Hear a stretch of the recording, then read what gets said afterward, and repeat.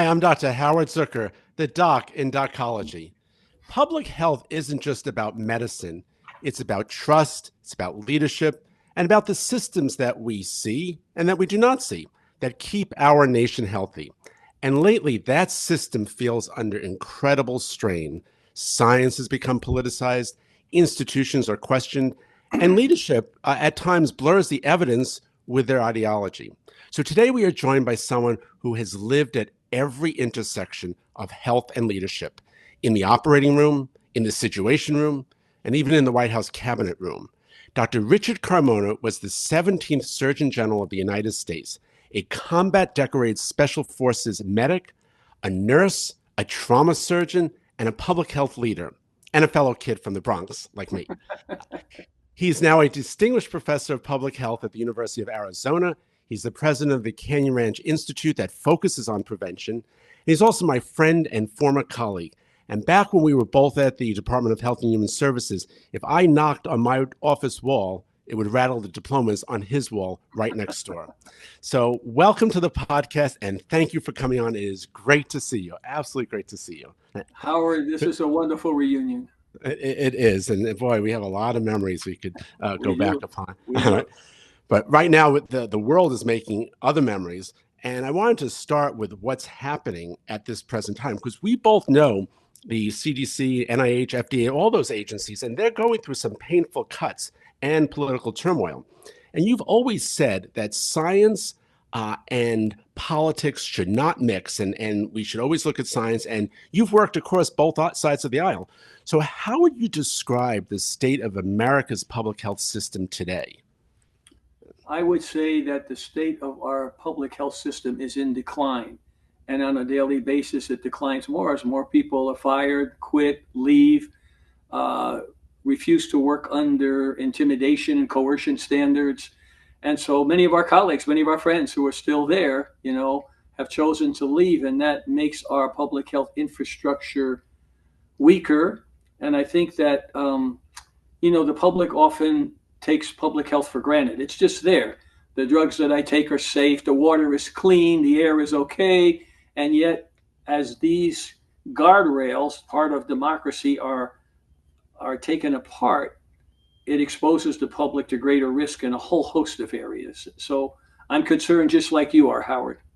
So do you think this is a momentary shakeup, or do you think this is a fundamental shift in how we govern when it comes to health?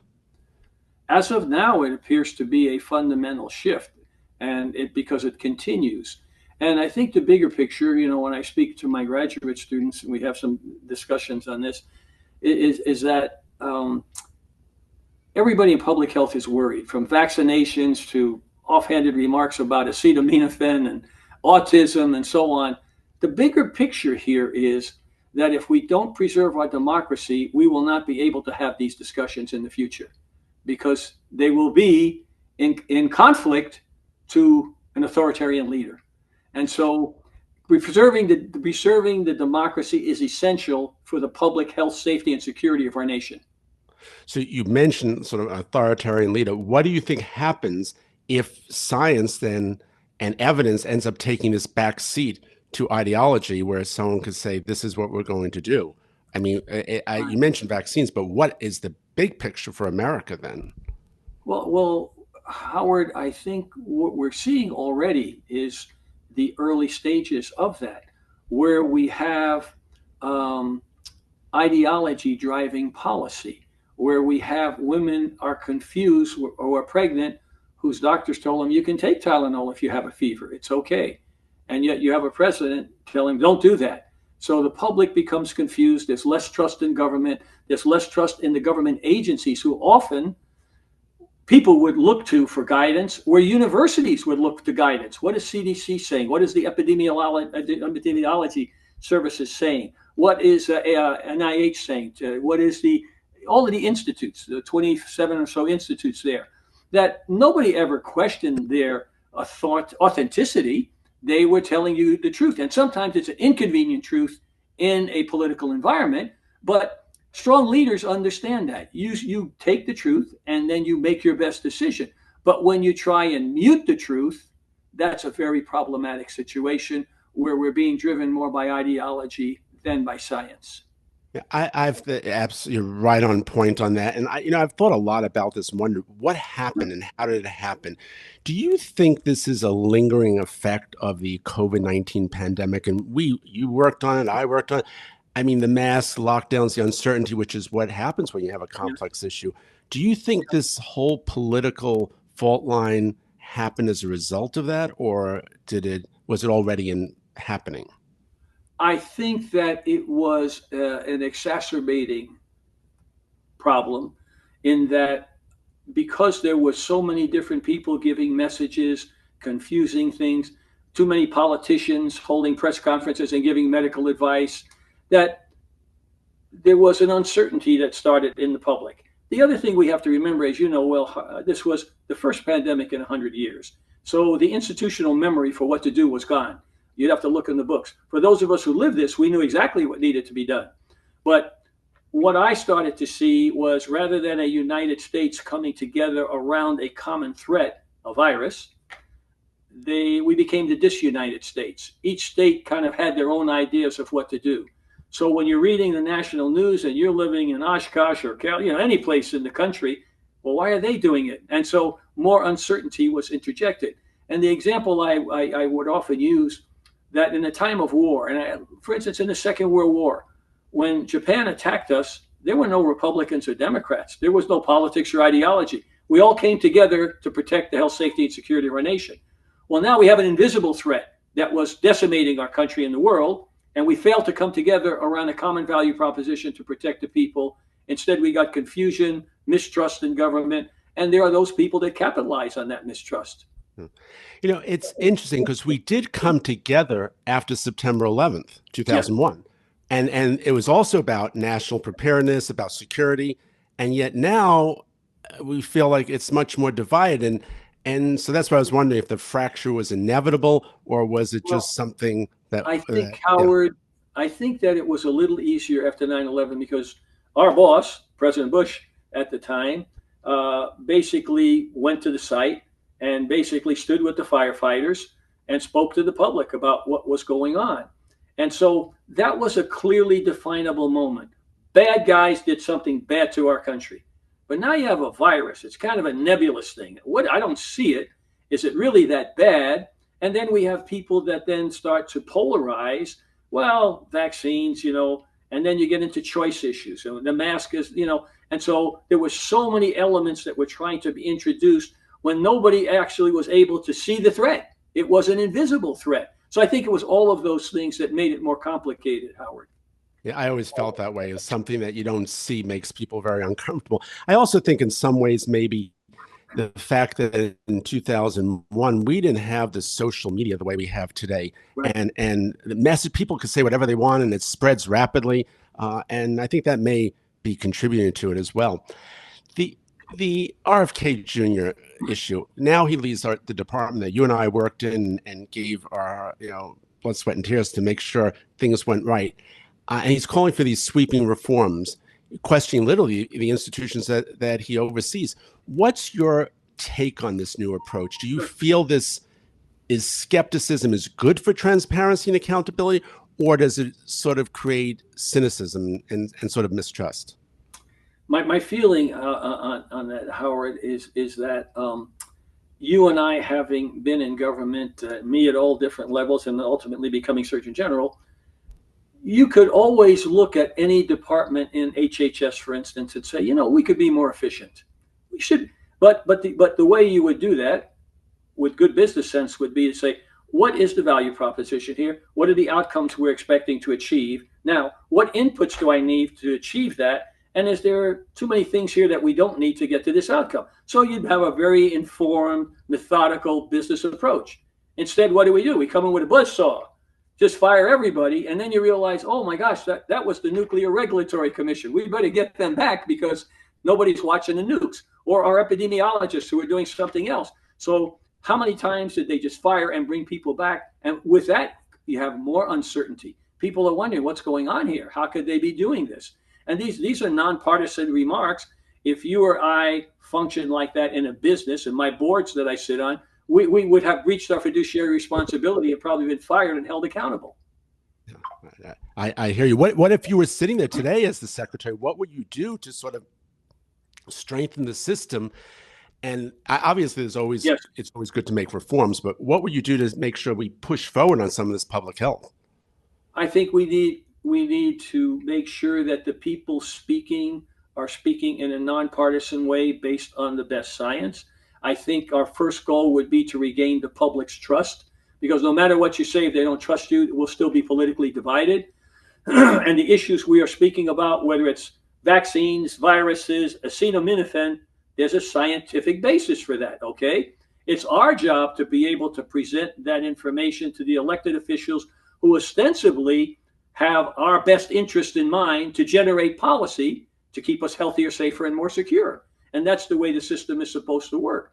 But when you have the example you used, Secretary Kennedy, who's there now, most everything he says is wildly inaccurate and not based on science, but more on ideology and his own personal opinions. And that's fine. In a democracy, you can have those opinions, but you shouldn't be in a position that is so influential that it can affect the health, safety, and security of the nation, which then concerns millions of our Americans whose doctors tell them, well, you should take a Tylenol or you should get a vaccine.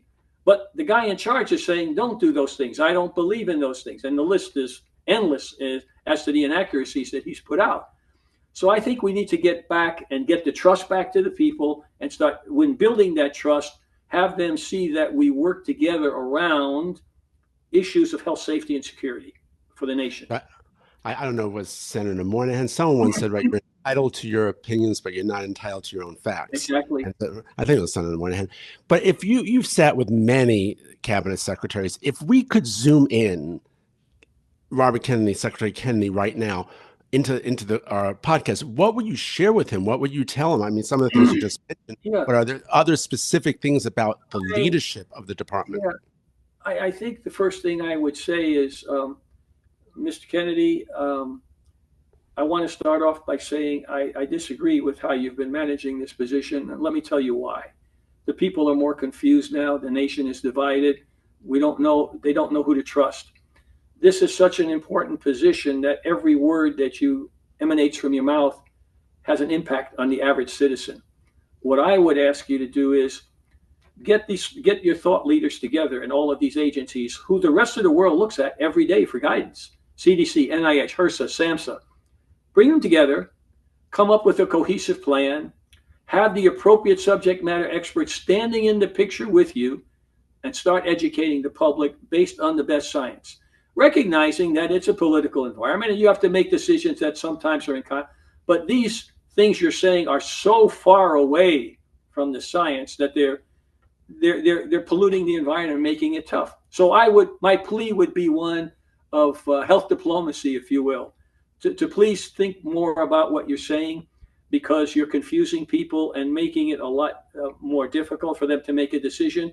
And in doing so, predictably, we will have a higher preventable disease and economic burden for all causes of morbidity and mortality. Well, I would love to get him in here. And if I ever have a chance to bring him on board, I'll give you a buzz and maybe we'll all sit down and have this conversation. Public health has always been vulnerable to political pressure. And I was thinking about this. When you were Surgeon General, you faced it too. It was I think it was secondhand smoke issue, but there were probably other issues. And so how do you navigate that tension between the politics and the science on something? I think first and foremost, the elected and appointed officials have to have a common value proposition of enhancing the health, safety, and security of the nation. I may have disagreed, or senior leaders disagreed with something I said, but it was always based on the best science.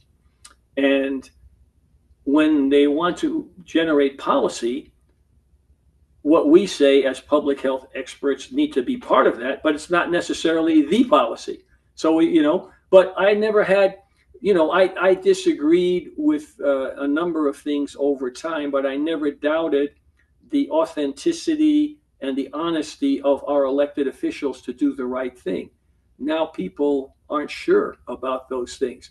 As you know, Howard, the founding fathers, when they put together this experiment of democracy, recognized that we needed the guardrails because of humans' propensity to seek power, and also that we needed to make sure we had a free press to be able to speak truth to power on a daily basis and hold all of us accountable. So as those things disappear, it makes it much more difficult for public health leaders to address the public on these issues of health, safety, and security for fear of intimidation, coercion, and so on. So I And think that we really need to change the environment. Otherwise, we're going to continue on a trajectory that is going to be, well, it's hard to even define where the endpoint would be, but suffice it to say, there will be significantly more disease and economic burden, significantly more divisiveness as far as the public being divided and not knowing who to turn to and believe. And the last thing I'll mention is it's not only about us. The rest of the world watches us, okay? And the world that you and I work with when we were in our offices relied on CDC and NIH and HRSA and SAMHSA and USAID and PEPFAR, which are now gone, yeah, World Health Organization. So as we implode here, the rest of the world becomes less stable because they can't rely on us anymore. That's one of the things that really concerns me, above and beyond the public health that we're speaking about. and the United States public health system has been out there. I know from my role at CDC and also at WHO, they turned to the United States. They Yeah, always turned to the US for yeah, what's your recommendation, what's your advice, and the right, world turned to us. PEPFAR is a great example, and the fact that we're no longer part of the WHO. yeah, 2014, Mike Stobie wrote a book, Surgeon General is Warning How Politics Crippled the right, Nation's Doctor. I mean, that touched upon some of these issues that you bring up. And I do remember even Sierra Coop, his 13th Surgeon General, talking a little bit about how yeah. politics. Well, Um, you may remember, Howard, that Surgeon General, I got a call from, I can't remember which committee, it might have been the health committee, but and I had to testify before the Senate about the politicization of the office of the Surgeon General. And I said, okay, I'll do it, but here's my request. If I do it alone, it's going to be looked at as partisan. I want to bring other Surgeon Generals with me. And I got Coop and Satcher to come with that's me. Okay, the three of us. And what was amazing about that testimony in July of 2007, I think, it could have been six, but right around there, there was no light between us. We all spoke about the importance of the position, the importance of science, and how we need to make sure that we never mute, however inconvenient it may be, never mute the words of the best science, wherever it's coming from, a Surgeon General, for instance. And that was what the hearing was about. I think it was Congressman Waxman that chaired it. I don't remember, but and I thought, in retrospect, Coop and I and Satcher had lots of discussions afterwards, and we all agreed that was the best way because it was difficult for anybody to say it was partisan. When Coop worked for Reagan, I worked for Bush, and Satcher worked for Clinton. So it was kind of like you had all, and yet for the three of us, it was immaterial the political party that we happen to have the office under because it isn't going to change our view of what the best science is for the people. That was really the message. and all of I actually remember watching that hearing. It was unbelievable. And I believe you're right. It was Waxman and many people had a lot of interesting questions about that. Do you think, I was thinking about how do you fix some of this? So if we had a public health board similar to like the Federal Reserve, Yeah. where some way to keep the politics out of the science, and for those in the audience, the Federal Reserve sets our interest rates, and so it's designed to protect the economy or prevent the economy from being influenced too much by Capitol Hill or the White House. Do you think, and they also have one term in their relatively long terms that they're on, do you think a public health board of that nature would help this, or do you think that that's not really a solution? Well, I would be open to any and all solutions and to sit with people smarter than me to ask what's the best way to return to normalcy. Okay. I know there was a bit, when I saw the MAGA thing, Make America Great Again, and I was like, well, we are great. We never haven't been great. But then I thought, really, what we need is MANA, MANA. And the reporter asked, what does that mean? I said, make America normal again. That's kind of what we need. And so a public health board in this environment really would be muted, because who would sit on the committee? The people that are causing the problems are the ones making the nominations.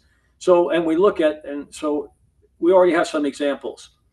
FCC being inspired to pull licenses from networks who say something bad about a leader. I mean, well, what about free speech? Where's the First Amendment? The fact that a comedian gets on at night and tells a joke about a politician, and all politicians, get under that scrutiny, Republicans and Democrats and independents.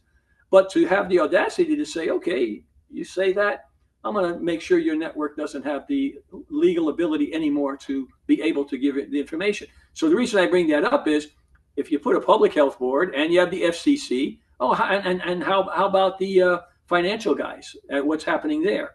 So I think that if you prostitute any of those boards and don't allow a competitive nature of people with different views to sit on the board, then really you'll get exactly what you want. You'll have control. And we see that happening now with the unraveling of democracy, House, Senate, courts, that those guardrails that the founding fathers thought would protect us in perpetuity to preserve a democracy, but they never anticipated that a person could slowly unwind those and amass power, which is what they were exactly trying not to let happen, because otherwise we go back to being a kingdom.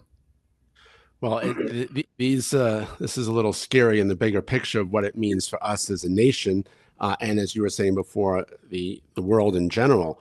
Yeah. And that is where I think people sometimes have to pause and say, where do we really want to go on this? Yeah. And public health, as we've spoken about, is a national security issue. I mean, I've had Secretary Thompson on.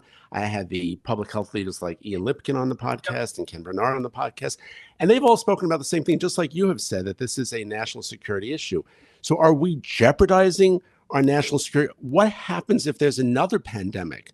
Are we ready for it? I mean, not just the medical community, but are we as a society ready to deal with the consequences of what could happen if flu ended up being, bird flu happened or anything else happened again? So Howard, we could spend a few hours, if not days, on this subject. But let me try and summarize what I'm seeing. First, I would answer the question directly. We are less safe than we were before. Why is that? Well, the surveillance systems that we have that watch for emerging infections, okay? The concept of One Health, the relationship with animal kingdom, with human kingdom. These bugs come from an animal someplace. Think of AIDS in a monkey in Africa. So now that we've cut PEPFAR, we're going to see more AIDS problems, okay? And instability because of that, because people are dying, they're hungry, and what happens then? Mass migrations, and we see the turmoil that causes.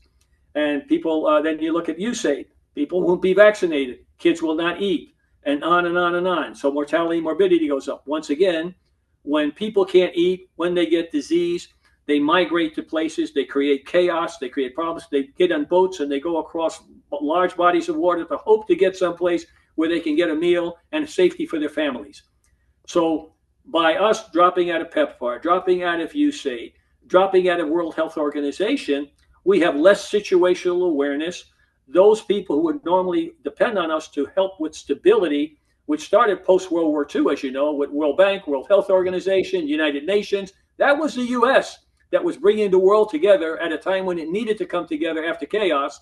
And now we're dismantling all of that, creating more chaos and instability. So it's not just us. All of these things are going to have global implications, as well as nationally. We will see predictably an increase in disease and economic burden, most of which is preventable.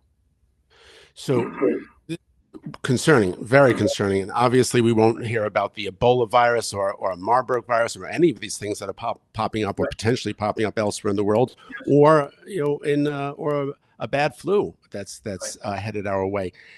And so if this federal government is not able to, or is not willing, I should say, to handle this, then it goes to the states. You've worked closely with Arizona. I was New York State Health Commissioner. And do you think the states can then pick up the ball and run with it? Or do you think that because funding comes from the federal government, that's going to make it even harder for them? Yes, to the last part, that it's making it more difficult in all state health departments as budgets have been cut, somewhat arbitrarily, I will say. And so, as I said, during COVID, one of the things that I wrote about was that the United States appeared as a disunited states, not united, because each state, each municipality was acting differently. And so if you're living in California and you're getting information, but you listen to the news in Texas or Portland or New York, say, well, why are they doing things differently? More confusion. When you have a national threat, you want to speak with one voice. You know, you want to be, again, going back to 9/11, our boss, President Bush, goes to New York, gets up and says, we're on this, we're going to protect our nation, this is our plan. There was no dissension, okay? We came together around a common threat. Now we're divided by common threats, and that makes it much more difficult. So whether it's a public health board or not, we need leadership. And I think the challenge is, in some leaders, no names mentioned, you forget that leadership is maybe the most important responsibility you get in life, because when you are a leader, you are responsible for the destiny of others. And whether it is a few people in a neighborhood or whether it's the president of the United States, words matter, policies matter, and all of your energy should be focused on how can I make it better for them who have given me the privilege to represent them, Congress, Senate, right up to the president. But we have questions now. Are they really working in our best interest? This is contrary to what the nation needs now when we're struggling with, vaccines. Vaccines are arguably, as you know, I would argue, and I have the science to prove it, that vaccines are probably the most important advancement in the history of mankind. Period. Drop the mic, okay? And it is, because we don't have the Black Plague anymore. People in the whole countries aren't disappearing, okay? We don't have smallpox. Well, we don't have polio, okay? We don't measles, mumps, rubella, tetanus, whooping cough, because they're all vaccinatable diseases. And anytime we struggle in the nation where people fail to get vaccinated, we see an uptick of those diseases. Whooping cough in California, measles now. And people say, well, measles, it's only measles. No, measles kills. And pregnant moms who get measles, they have problems. So I think that we're still kind of out there disparately. And it hurts me to see that often opinions emanating from political camps are based on ideology and not science. That we should all be able to rise above the science and keep our political affiliation. That's fine. But science has no politics. Vaccines work, okay? And if you have a doubt, ask your doctor, go to your health professional. And I will tell you, I brought my kids in just earlier this week for their flu and their COVID shots, and they got them. But when I spoke to the pediatrician about it, she said, we're giving the shots, we're giving the COVID shot, but you could hear in her voice the sense that they're uncomfortable because of what's being sent their way in the news or what they're hearing. And I said, here are their arms, kids crying, but at least their arm, and they got the shot and it's all better.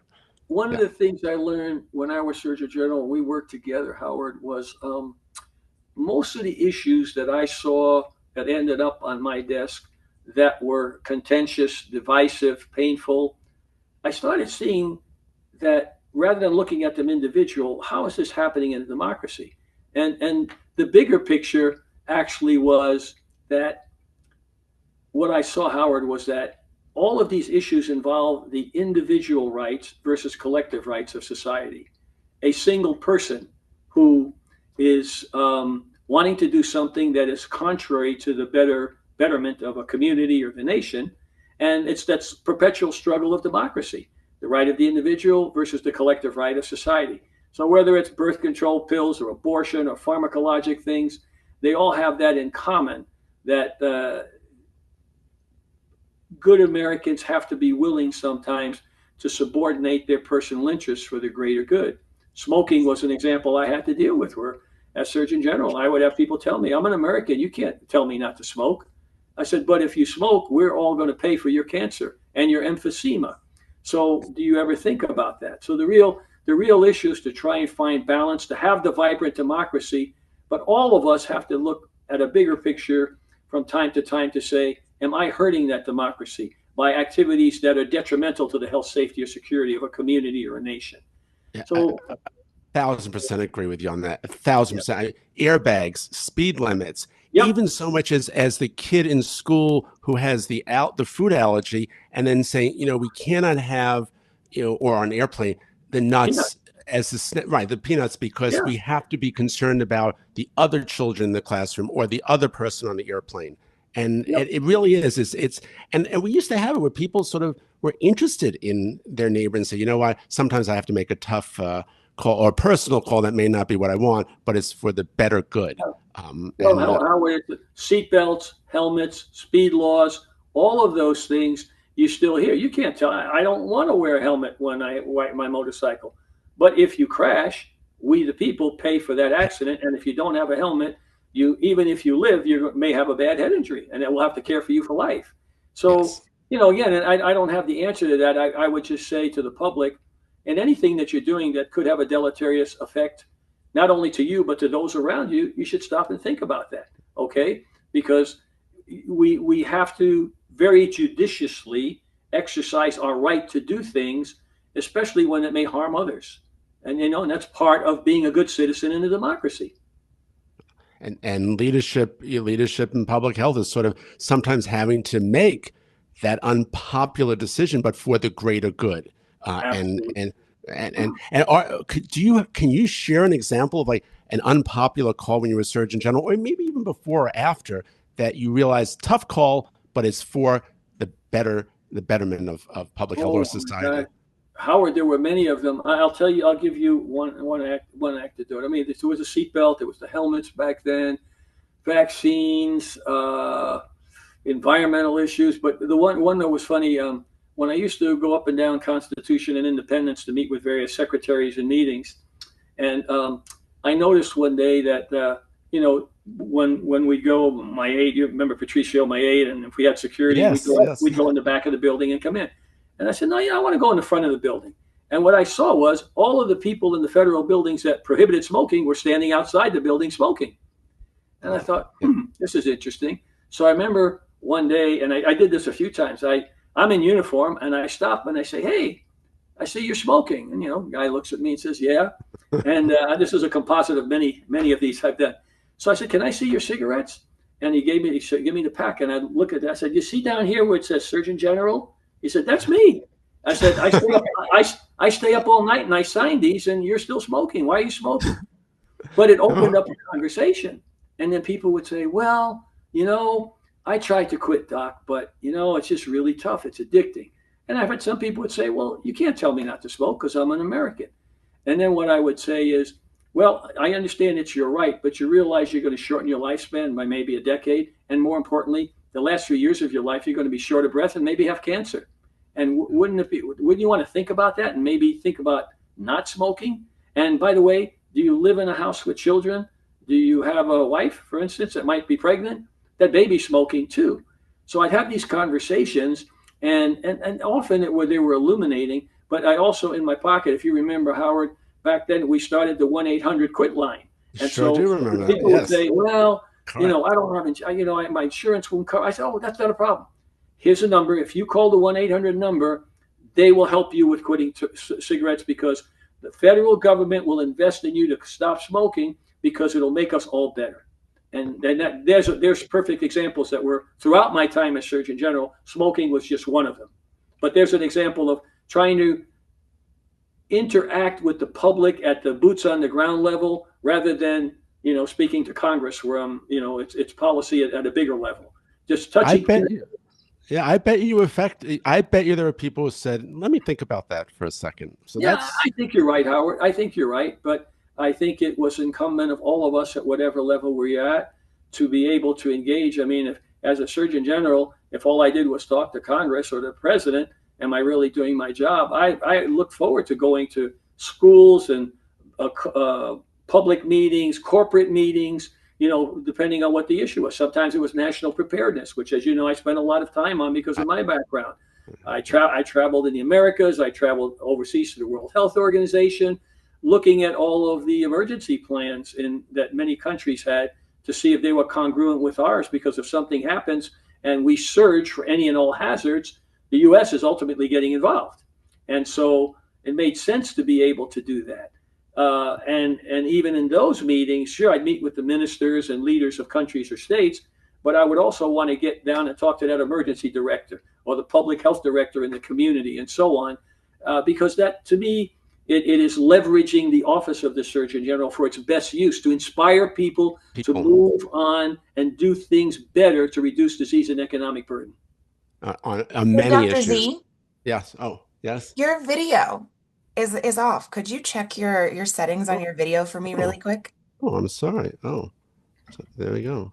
Oh, there's that handsome face again. I wasn't looking at it. The host has asked you to start the video. Yeah, it just clicked off. I don't know why. Oh, good. Is it now on? You're back. I'm back. Excellent. There you go. There we go. It disappeared. I was looking, focused on the camera. Okay, good. I'm back. Excellent. Thank you. Start my video. There we go. All right, there we go. Thank you. You know, the other day I was in a corner store and there was a woman standing in front of me and she asked for 2 packs of cigarettes. And then they said to her $42 or whatever. And when she left, I said to the person at the counter, I said, what else did she get? She goes, just 2 packs of cigarettes. I said, are you telling me 2 packs of cigarettes are $42? So I was amazed. I mean, I've never smoked a cigarette.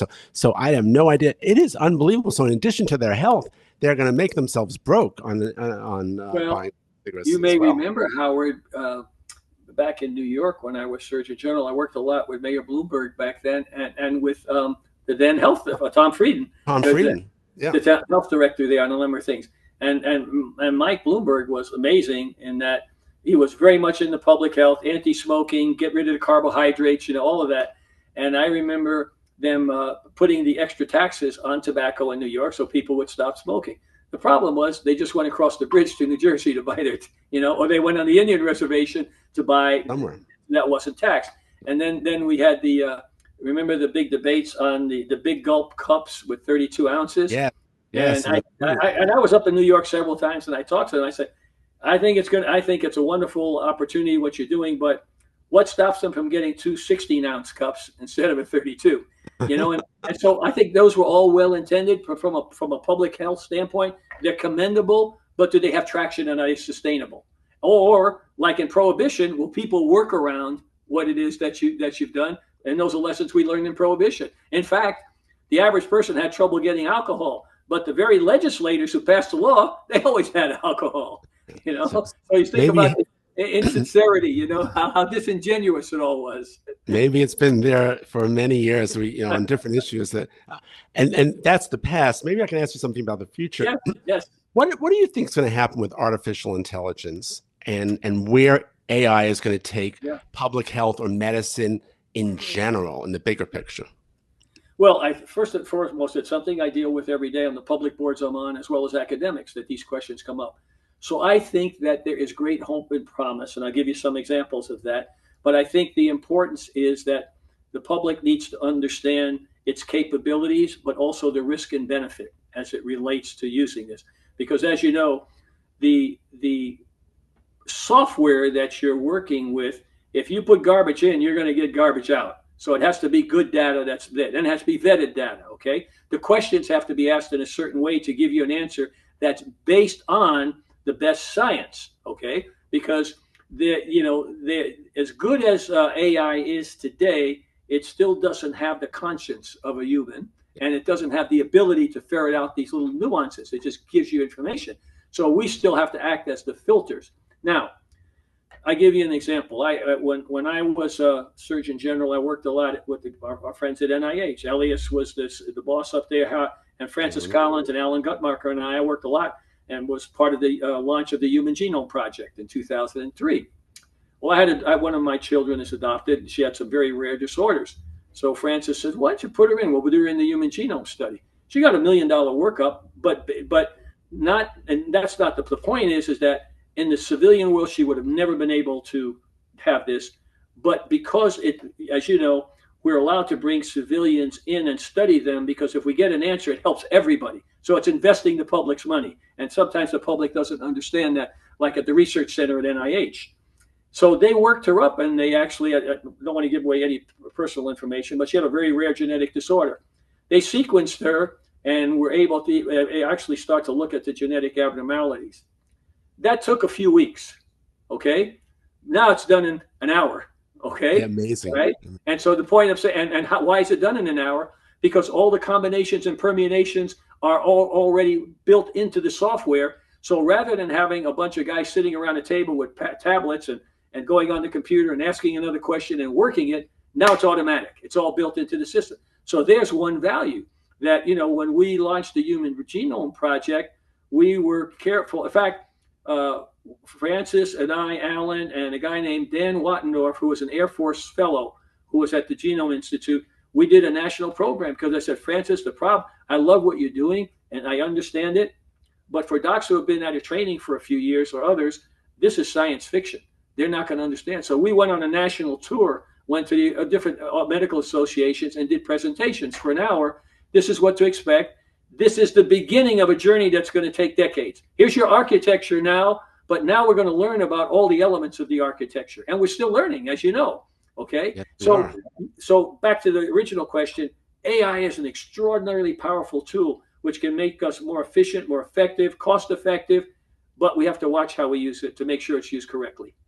So looping back to where we began a little bit, do you think that the technology, whether it's AI or genome or data, can help all this technology could help rebuild trust in the system? Or do you think it's really human connections, incredible voices, or maybe it's a combination of all of this? Yeah, that's a great question. And it's one, like in my boards or my public company boards that I'm on, and many of them are in health space. That's the very question, that what is the human role in an AI world, or what is the AI role in a human world?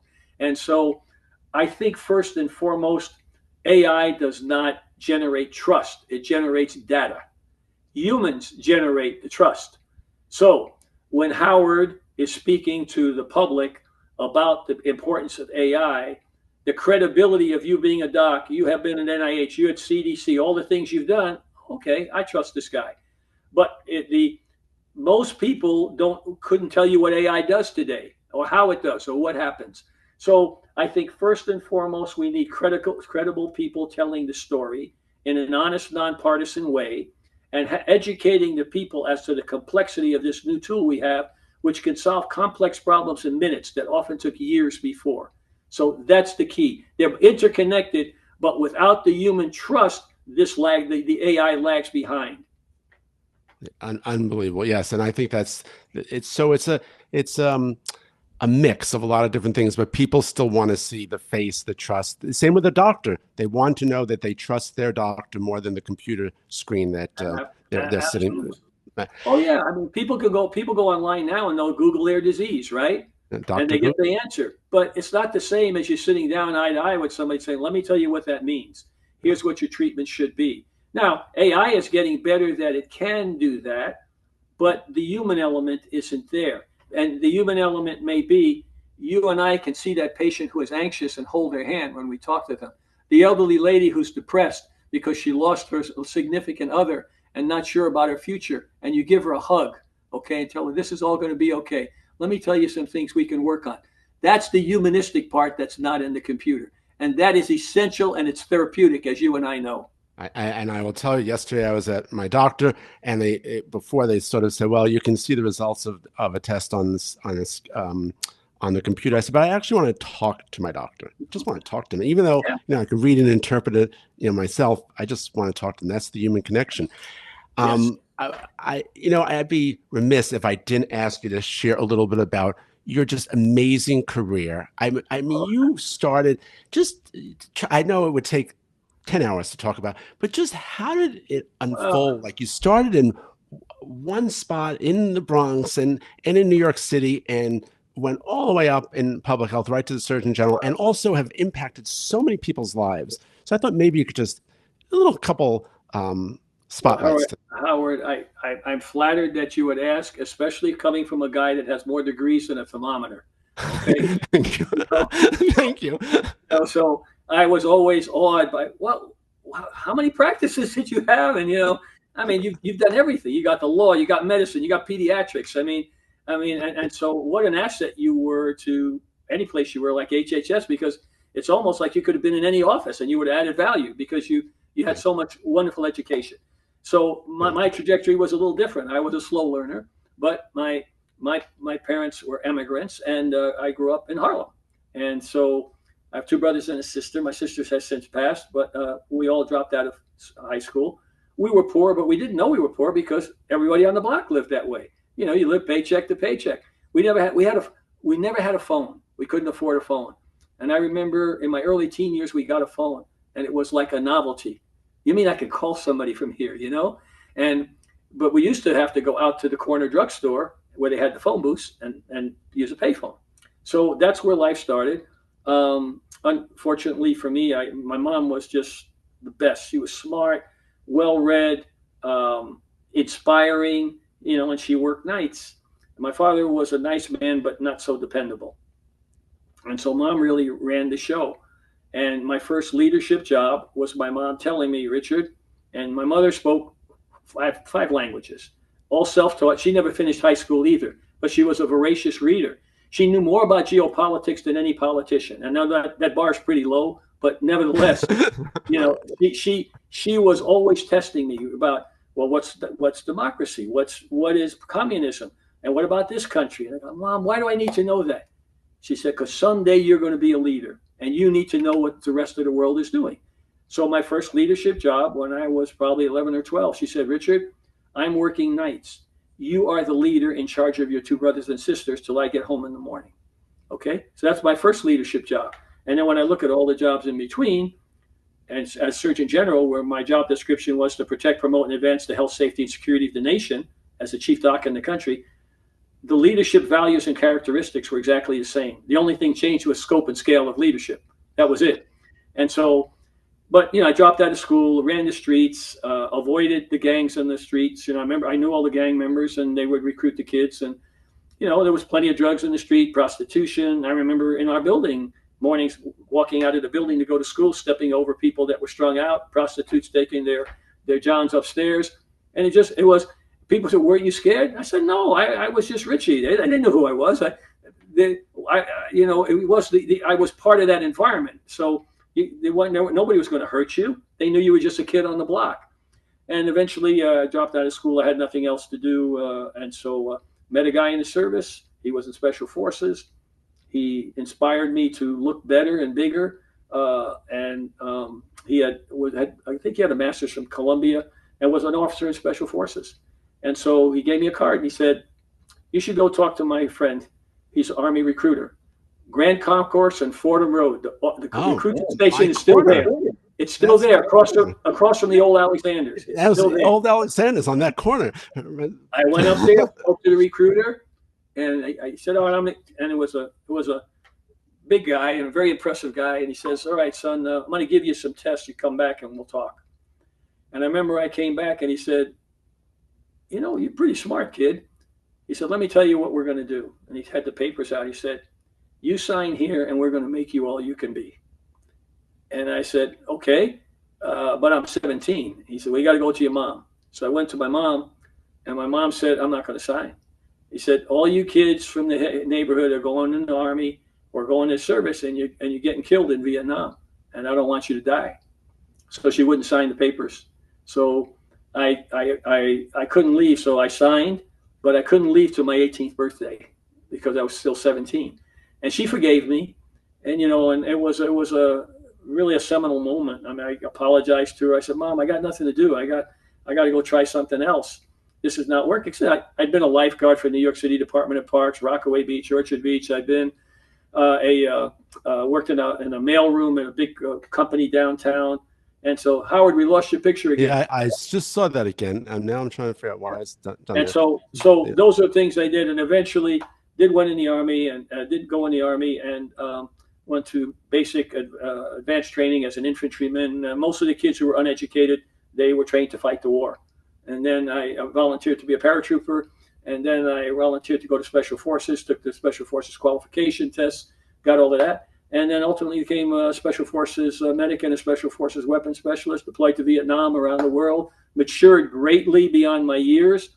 And then when I came home, my high school counselors kept track of me. and they kept sending me letters in Vietnam. They said, if you make it, you got to come back and go to school, because they used to send letters to my mother that I wasn't going to school, but I got to the mailbox before my mother, so I never did it. And so, but Mr. Blau and Mr. DeGrand, and they were just the kindest, nicest guys. And they said, man, you can make something of yourself. Please get an education. So when I came back from Vietnam, and I had been wounded and I was healing, but I was okay.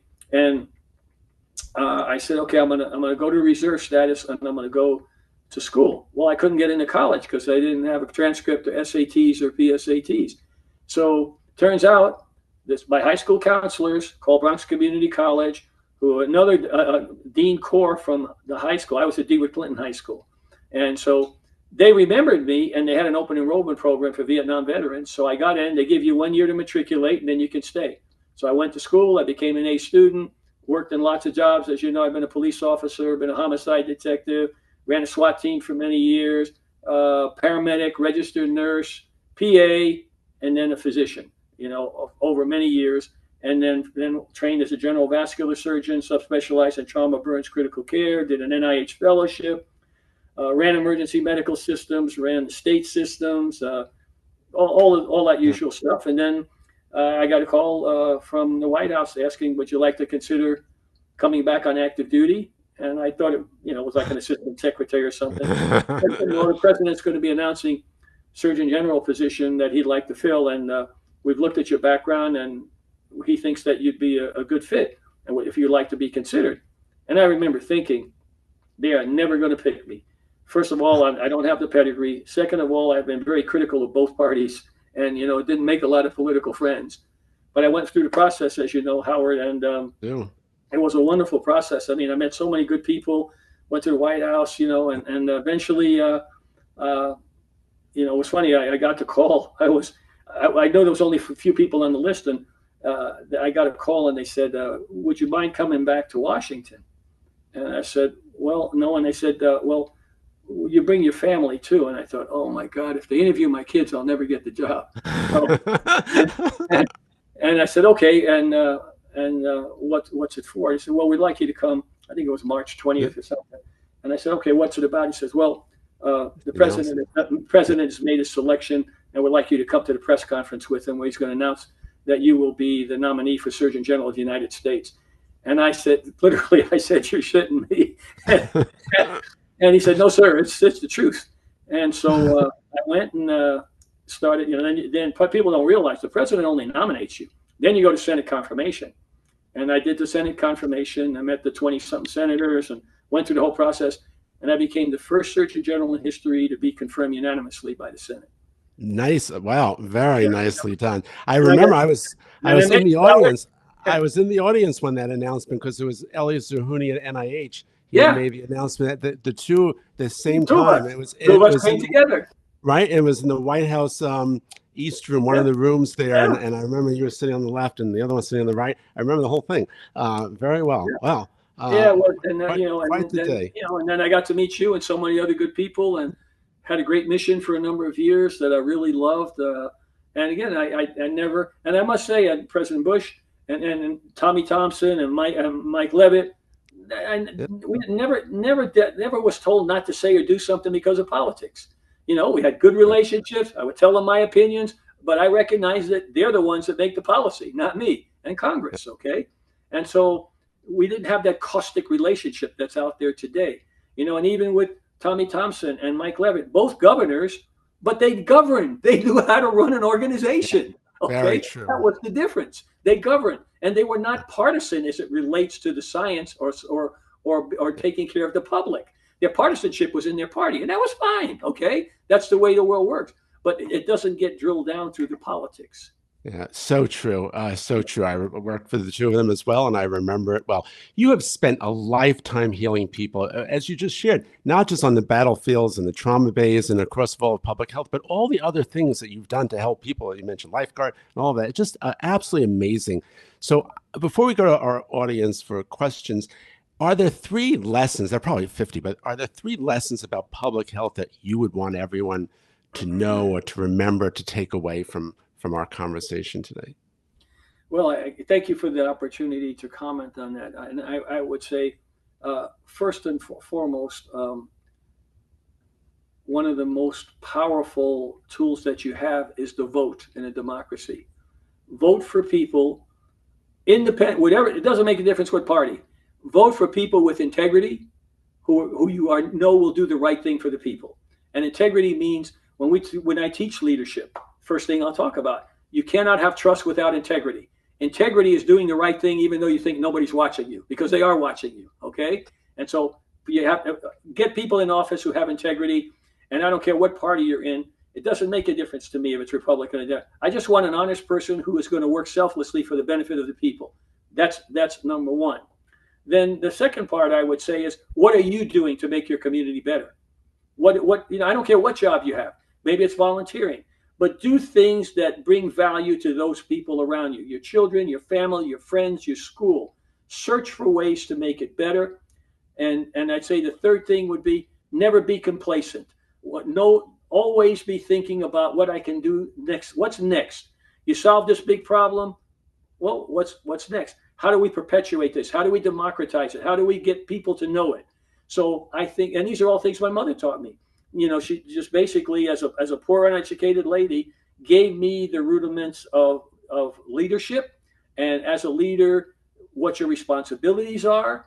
And she said, question authority all the time. Do it respectfully, but make sure that whatever's being done is being done for the good of the people. Okay. And in democracy, you should be questioning all the time. And that is not antithetical to democracy. It is the essence of democracy. Okay. Yeah. Explain to me why we have this policy. And if I can't, then maybe we shouldn't have that policy. So I like when people challenge me as Surgeon General. Well, why would you do it that way? I'm glad you asked. Okay. Because you and I know we have to be able to make the case to be able to support the policy. Okay. So those are the three things. I could think of many more, but probably the most important is leadership. And leadership you cannot have trusted leadership without integrity and a value system.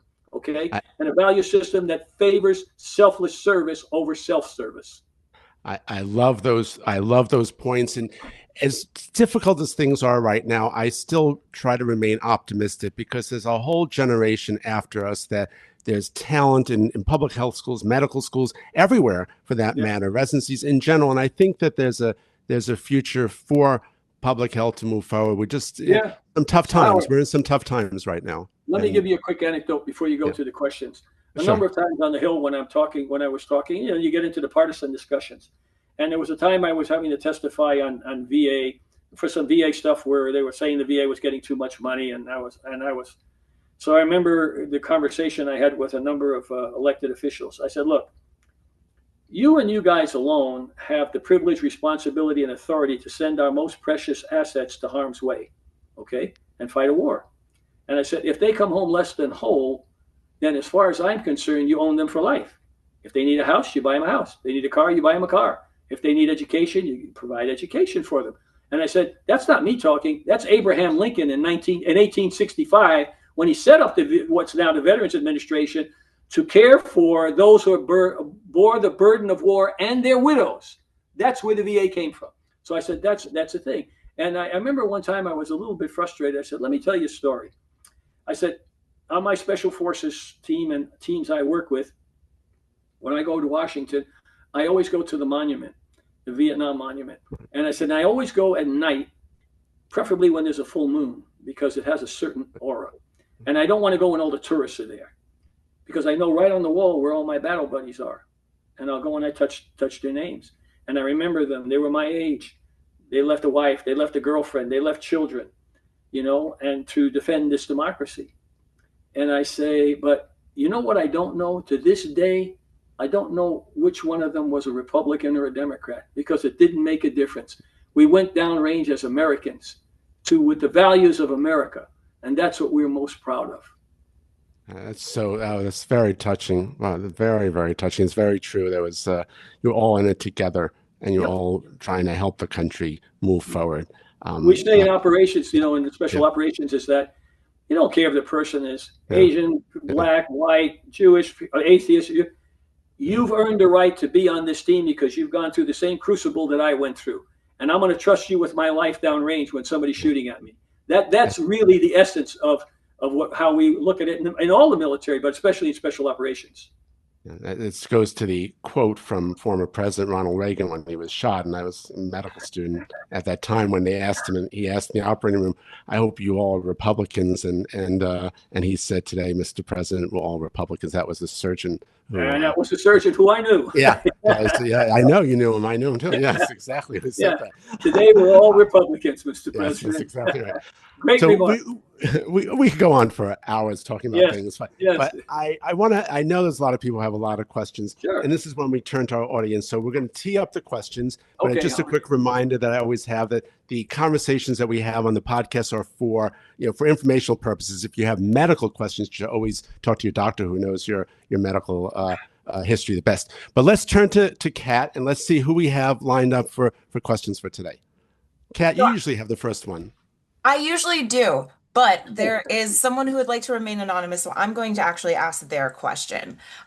So the question is, without the US, now that we've withdrawn from the WHO and etc., and gutted our federal health agencies, which country or countries are likely to fill the void, and which country is likely to become the most reliable authority on matters of public health?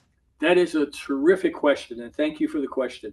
What I see happening with my colleagues in the UK, for instance, and in the EU in general, they're all having discussions now. Well, what if we can't trust the US? Should we be forming our own NATO, if you will, and our own World Bank, and looking at a world where the U.S. can't be dependent on anymore because it's becoming too transactional and too partisan, which never was the case. So the effect will be on the economy, on finances, on health. And if we just look at health, as Howard said earlier, the world often depended on our science, on our surveillance systems for stability, especially the free world. So for better or worse, this is not just my opinion. I'm listening to world leaders essentially asking the question, well, what if the U.S. is not dependable? What if they want to cut deals with us, as the common terminology is going now, and we are not going to buy into that? I mean, and I think that I've spoken to my Canadian friends who said, no, we are not going to be the 51st state. Friends in Greenland who are just mystified at how you think you could land in my country and take it over, and then you go to the UK and you go to the Europe in general, who not always perfectly aligned with us, but yet they always respected us, and always wanted to know what we were doing, because most everything we were moving forward was based on best science, best policy. So all of that's in question now. And again, that's not just my opinion. Read the world literature, okay? Read the journals and what world leaders are saying. So as that happens, Kat, we become weaker as a nation because we have less impact because of less trust. Trust comes with leaders who have integrity and values. And when that is not the lead in everything you do, that you don't reach out and care for, but I'll use the term, what one leader calls shithole countries, okay? That in fact, no, there are no shithole countries. These are humans. These are people that desperately want to achieve what we've achieved in this nation. And we should do everything we can, not just to help them for humanistically, but it brings peace and stability to an unstable world. That's the importance. Kat, I'm going to just add one other point, because they asked this, that at the WHO meeting this past year, 180 people showed up from China. That was their delegate, their representative. The United States had 0. So when someone sort of says, we are going to lead, or we want to push back on China, well, that's not the way to push back. And as I said, that 180 is not 180 people showing up. That was a reflection of power and pressure on the rest of the world. So if we want to lead, we need to be there. You know what, the metaphor that's often said, if you don't claim and occupy a seat at the table, someone will eat your lunch. Yep. Okay? Right. That's what happens. Yes. Okay? So when I was Surgeon General, I represented my country at World Health Organization. I went to World Bank meetings. I went with the secretary, and we were there holding the flag up of best practices and how we can help an unstable world. I miss that, and right now, as we move toward isolationism, okay, because there's a sense in some leaders that hell with the rest of the world, we're just going to be the U.S. Well, but who are you going to trade with? How about tourism, which is dropping now? Okay, so basically, it may look cool and tough guy for a while, but then the isolationism will turn against you when all these other countries start moving in a different direction. People don't want to trade with you. People don't want to come and visit your country. They're kind of being alienated by this American journey now. So I think there's a lot of ramifications that have not yet been fully appreciated. Whereas in the approach that we took with PEPFAR, which may be the best public health practice in the history of mankind, okay, for AIDS in Africa, and then when you look at the USAID and feeding poor children who are dying, and as you know better than anybody, Howard, if those kids don't get nutrition in the formative years, the brain doesn't form. They're not able to learn, things like that. And so you say, well, that's not my problem. It is, because there's the humanistic part. Why should we let any child die? But the bigger part is, if you make those healthy kids and they grow up and they get an education, it leads to a stable world where there's less migration, less civil wars, and so on. So hence, that's the reputation we have been on for 70 years with creating the UN and Pan American Health, World Health Organization, World Bank. We create stability for an unstable world. And now we're in danger of those guardrails falling apart and these countries having to bind together in a different way and just say, okay, if the U.S. doesn't want to play, we'll just play on our own. Those are the risks to us, Howard. Yeah, and HIV/AIDS is a national security issue because if the country has a lot of AIDS, then the infrastructure falls apart. And where does that lead?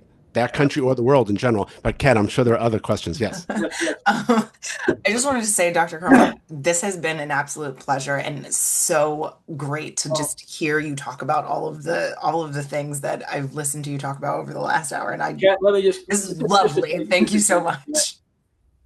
I never forget the unique opportunity that I had in this great nation. I mean, it was hard work and I failed many times, but the thing is that where can you go any place in the world and in one generation go from being a homeless kid as a high school dropout and become Surgeon General of the United States? Yeah. That's what we're fighting for. It's not about me. It's about what I exemplify and people like me exemplify, or Howard with all of his degrees. I mean, it's like there's nothing that stops you here. But we need to continue to grow this incubator of good things and good people to make a better world and a better nation. Just a gem, let me tell you. I'm going to bring up John, who has a question. Hi, Dr. Carmona. You hear me okay? Yes, sir. Great. I don't know if I should call you doctor, general, detective. Rich is fine. Rich is fine. And I am proud that you're from the Bronx. I'm from the Bronx. Howard's from the Bronx. And I want to vote for you for president. So we got to get right. We desperately need that, please.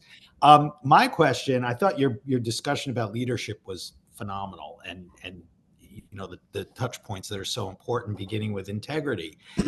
How do you assess the integrity of fellow medical professionals who are serving this administration in, whether it's as Surgeon General or a member of the ACIP board or, what have you? What's going on with these people?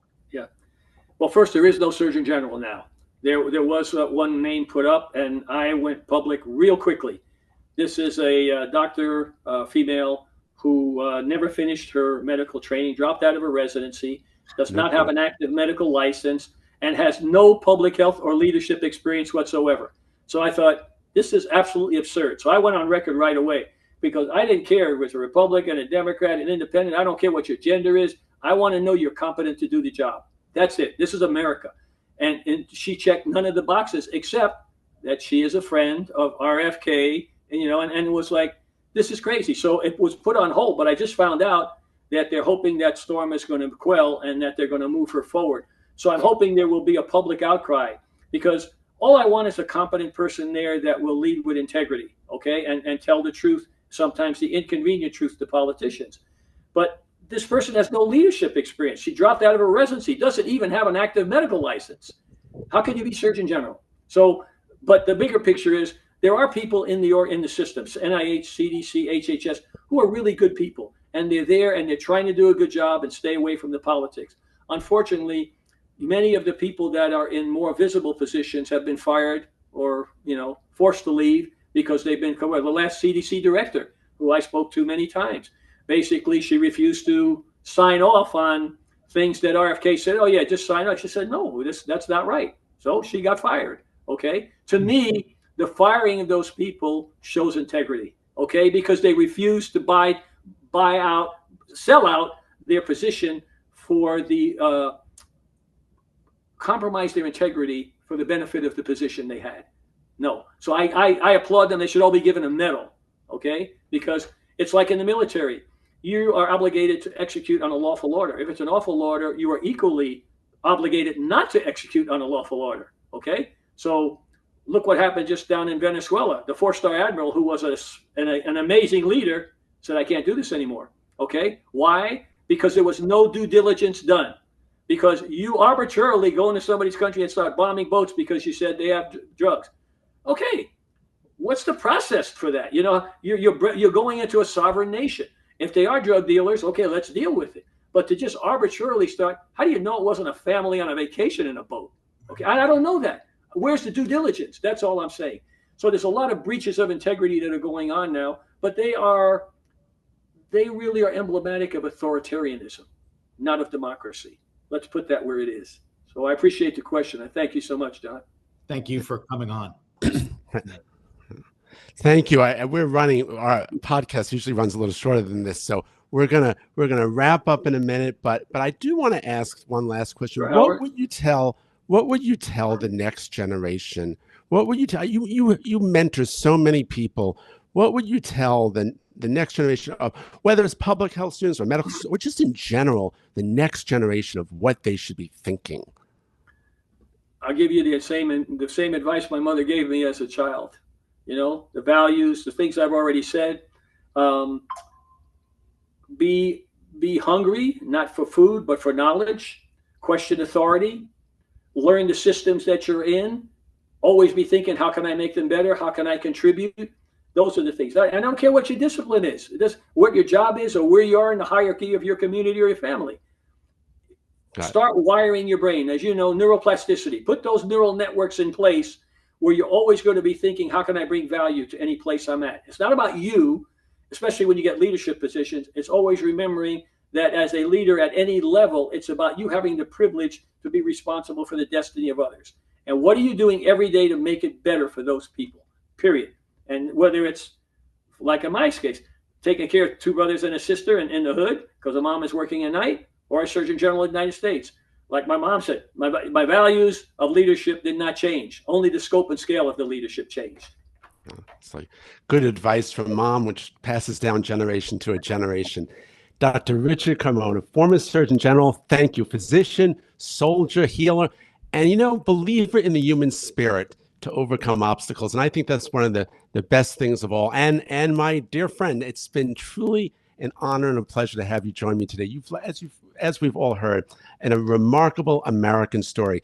And I was thinking about this as you were talking before. Guess what? From my kid's bedroom window from down the hall here, right here in the Bronx, I can actually see your old high school, which is my dad's old high school too, DeWitt Clinton High School. And I was just thinking about this, that also I could see Bronx Community College from the window. So I'm going to take a picture. I'm going to email it to you right out the window because it's right there. It's right there. And so, my dad was an art teacher there. There you go. Isn't it amazing? Really? It's unbelievable. Yeah, it's unbelievable. Small world. Well, I thank you guys. I mean, it's been real. Thank you. Thank you. I'm still on. Listen. And so I hope that the next time, instead of just knocking on your office wall, I can knock on your door in Arizona, and we can share a cup of coffee or tea. I don't drink coffee, Howard, but tea or maybe lunch. Always welcome, Howard. And if I'm in New York, I'm going to track you down because I know Riverdale. You know Riverdale. You know the street. You know the statue right there. Yes, so the monument. So we can meet, and there's some great restaurants there. So remember, that's it really for our show. But remember, if you're a Docology subscriber, you could join the conversation. Just sign up for the email reminders about the upcoming episodes at docology.life or on Substack. And don't forget to click link and subscribe, and tune in next time, because the topic we cover may just save your life. Thanks, Howard. Thanks, Kat. Thank you. Thank you. Docology is a production of Hang Media. Our producer is Catherine Warren. Ronnie Selig is editorial advisor. Our creative director is Anna Richard. Janine Wilson of Wilson Media Group handles paid marketing. Our publicists are Leslie Ann Wade and Jerry Caracoli. Theme music was composed by Nick Kitts. Subscribe and join our community at docology.life. Until next time, move, wash your hands, and stay healthy.